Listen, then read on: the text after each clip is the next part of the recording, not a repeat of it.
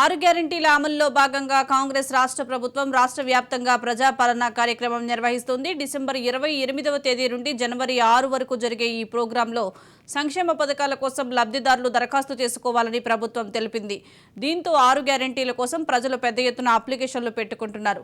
ఈ నేపథ్యంలో ప్రజాపాలనపై ప్రభుత్వం కీలక ప్రకటన చేసింది. ఇకపై ప్రజాపాలన కార్యక్రమాన్ని 4 నెలలకు ఒకసారి నిర్వహిస్తామని ప్రభుత్వ ప్రధాన కార్యదర్శి శాంతికుమారి ప్రజలకు గుడ్ న్యూస్ చెప్పారు. అలాగే ప్రజాపాలన అభయహస్తంలో భాగంగా డిసెంబర్ 28వ తేదీ నుంచి జనవరి 6వ తేదీ వరకు స్వీకరించిన దరఖాస్తులకు సంబంధించి డేటా ఎంట్రీలను ఈ నెల 17వ తేదీ లోపు పూర్తి చేయాలని ప్రభుత్వ ప్రధాన కార్యదర్శి శాంతికుమారి కలెక్టర్లను ఆదేశించారు. ప్రజాపాలన నిర్వహణ డేటా ఎంట్రీపై కలెక్టర్లతో బుధవారం టెలికాన్ఫరెన్స్ నిర్వహించారు.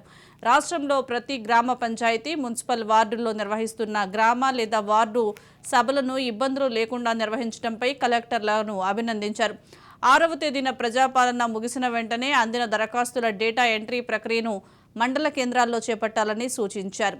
వీటికి సంబంధించిన పూర్తి విచారణ చేయాలని ఆదేశించారు. ఆరు గ్యారెంటీల అమలులో భాగంగా కాంగ్రెస్ రాష్ట్ర ప్రభుత్వం రాష్ట్ర వ్యాప్తంగా ప్రజాపాలన కార్యక్రమం నిర్వహిస్తుంది. డిసెంబర్ 28వ తేదీ నుండి జనవరి 6 వరకు జరిగే ఈ ప్రోగ్రాంలో సంక్షేమ పథకాలు లబ్ధిదారుల కోసం దరఖాస్తు చేసుకోవాలని ప్రభుత్వం తెలిపింది. దీనికి సంబంధించి మరింత సమాచారం మా ప్రతినిధి విక్రాంత్ అందిస్తారు. విక్రాంత్, చెప్పండి, ఆరు గ్యారెంటీలకు సంబంధించి ఈ నెల 6తో ముగియనుంది. దీనికి సంబంధించి అప్డేట్స్ ఏంటి? Thank you Sujatha. ప్రజాపాలన దరఖాస్తులు గత నెల 28న ప్రారంభమై ఈ నెల 6 వరకు కూడా దరఖాస్తులు స్వీకరించనున్నారు. ప్రజాపాలనలో భాగంగా స్వీకరించిన అభయహస్తం దరఖాస్తులు కూడా కంప్యూటరైజ్ చేయనున్నారు. ఈ నెల 7వ తారీఖు నుంచి కూడా 6వ తారీఖుతో ఈ దరఖాస్తుల ప్రక్రియ ముగియడంతో ఈ నెల 7వ తారీఖు నుంచి 17వ తారీఖు అంటే 10 రోజుల పాటు కూడా డేటా ఎంట్రీ చేయాలనేసి కూడా మండల కేంద్రంలో చేపట్టాలని సిఎస్ శాంతికుమార్ కూడా ఇప్పటికే ఆదేశించారు. ఈ విషయమై ఇప్పటికే జిల్లా కలెక్టర్లతో కూడా నిన్న సాయంత్రం కూడా టెలికాన్ఫరెన్స్ నిర్వహించారు. ప్రజాపాలన ముగిసిన వెంటనే కూడా అందిన దరఖాస్తులను కేటాయింపు మండల కేంద్రాల్లో చేపట్టి పూర్తి చేయాలని కూడా ఆదేశించారు. ఇటు మండల రెవెన్యూ అధికారులు, మండల డెవలప్మెంట్ అధికారుల ప్రత్యక్ష పర్యవేక్షణలో కూడా ఈ డేటా ఎంట్రీ చేపట్టాలని కూడా ప్రజాపాలన కార్యక్రమం సూపర్వైజర్ గా ఉన్నటువంటి జిల్లా అధికారికి కూడా ఉన్న జిల్లా స్థాయి అధికారి పర్యవేక్షించాలని కూడా తెలిపారు. మొత్తానికి ఈ డేటా ఎంట్రీ సందర్భంగా కూడా దరఖాస్తుదారుల వివరాల నమోదులో కూడా ఆధార్ నెంబరు, వైట్ రేషన్ కార్డులను ప్రామాణికంగా తీసుకోవాలని కూడా స్పష్టం చేశారు. దాదాపు నిన్నటి వరకు 57 లక్షల దరఖాస్తులు అందాయని తెలిపారు. ఈ ప్రజాపాలనలో భాగంగా దరఖాస్తులను ఈ నెల 6తో ముగియడంతో కూడా కొంతమంది ఆందోళన ఉన్నారు. ఒకవేళ దరఖాస్తు చేసుకుని వారు ఆందోళన పడవద్దని ప్రజాపాలనలో భాగంగా దరఖాస్తులను ప్రతి 4 నెలలకు ఒకసారి కూడా 5 సంవత్సరాల పాటు కొనసాగుతూ ఉంటుందనేసి కూడా స్పష్టం చేశారు. ఒకసారి ప్రజాపాలన నిర్వహించాలని కూడా ప్రభుత్వం నిర్ణయించింది. అయితే ఈ ప్రజాపాలనలో దరఖాస్తు ఇవ్వని వారు 4 నెలల తర్వాత జరిగే ప్రజాపాలనలో మరోసారి తిరిగి దరఖాస్తు చేసుకోవాలని తెలియజేశారు. మొత్తానికి డేటా ఎంట్రీకి సంబంధించి కూడా పక్కాగా ఉండాలనేసి ఎలాంటి అవకతవకలు జరగవద్దని, తప్పులు తడకగా ఉండొద్దనేసి ఆదేశించారు. అదేవిధంగా ఈ డేటా ఎంట్రీ చేపట్టేందుకు జిల్లా స్థాయిలో శిక్షణ ఇవ్వడానికి కూడా ఈ నెల 4వ తారీఖు నుంచే కూడా 3 రోజుల పాటు దాదాపు శిక్షణ ఇవ్వడం జరుగుతుంది. ట్రైనీ ఆఫ్ ట్రైనర్ TOTలకు సంబంధించి జిల్లా స్థాయిలో కూడా డేటా ఎంట్రీ నుంచి ఎలా ఏ విధంగా ఎంట్రీ చేయాలనే దానిపైన కూడా 5వ తేదీన శిక్షణ ఇస్తారు. 5వ తేదీ 6వ తేదీ 2 తేదీల్లో కూడా శిక్షణ ఇచ్చిన తర్వాత 7వ తారీఖు నుంచి మాత్రం 6వ తారీఖుతో ఈ అభయహస్తానికి సంబంధించిన దరఖాస్తులు ఆగిపోవడంతో కూడా 7వ తారీఖు నుంచి 17వ తారీఖు దాకా అంటే 10 రోజుల పాటు కూడా ఈ డేటా ఎంట్రీ జరగనుంది. మొత్తానికి అన్ని జిల్లాల కలెక్టర్లతో కూడా కాన్ఫరెన్స్ నిర్వహించిన సిఎస్ శాంతికుమార్ మాత్రం పక్కాగా ఉండాలి.